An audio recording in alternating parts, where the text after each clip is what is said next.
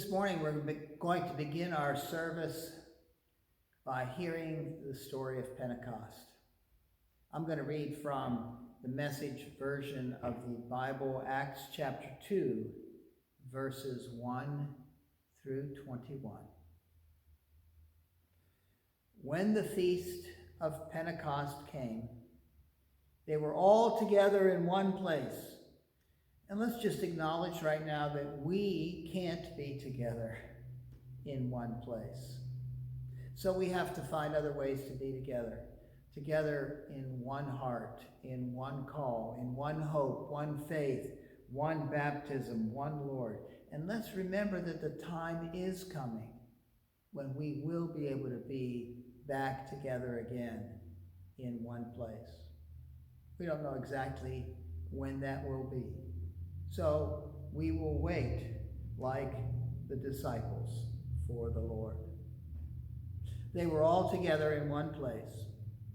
Without warning, there was the sound like a strong wind, gale force. No one could tell where it came from. It filled the whole building. Then, like a wildfire, the Holy Spirit spread through their ranks, and they started speaking in a number of different languages as the Spirit prompted them. There were many Jews staying in Jerusalem just then, devout pilgrims from all over the world. When they heard the sound, they came on the run.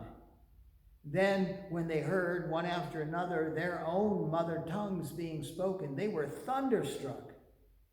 They couldn't for the life of them figure out what was going on and kept saying, "Aren't these all Galileans? How come we're hearing them talk in our various mother tongues?" Parthians, Medes, and Elamites, visitors from Mesopotamia, Judea and Cappadocia, Pontus and Asia, Phrygia and Pamphylia, Egypt and the parts of Libya belonging to Cyrene, immigrants from Rome, both Jews and proselytes, even Cretans and Arabs. They're speaking our languages, describing God's mighty works. Their heads were spinning. They couldn't make head or tail of it. They talked back and forth, confused. What's going on here? Others joked, they're drunk on cheap wine. That's when Peter stood up and, backed by the other 11, spoke out with bold urgency. "Fellow Jews, and all of you who are visiting Jerusalem, listen carefully and get this story straight. These people aren't drunk, as some of you suspect. They haven't had time to get drunk.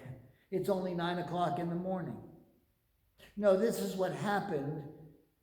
This is what the prophet Joel announced would happen.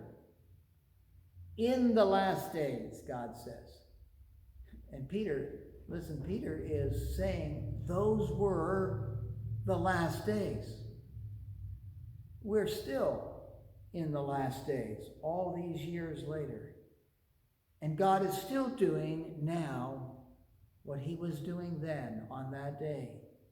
"I will pour out my Spirit on every kind of people," God says. "Your sons will prophesy, also your daughters. Your young men will see visions. Your old men will dream dreams. When the time comes, I'll pour out my Spirit on those who serve me, men and women both, and they'll prophesy. I'll set wonders in the sky above and signs on the earth below. Blood and fire and billowing smoke, the sun turning black and the moon blood red, before the day of the Lord arrives, the day tremendous and marvelous. And whoever calls out for help to me, God will be saved." This is the story of the birthday of the church, the day that the church is launched into the world. A day of joy and wonder. And it is still meant to be a day of joy and wonder for us. So let us worship together in song, singing that song, O Day of Joy and Wonder. I know that for many of us it will be new, but you'll catch on. It's a beautiful, beautiful tune and words, and the worship ensemble, the worship team will lead us.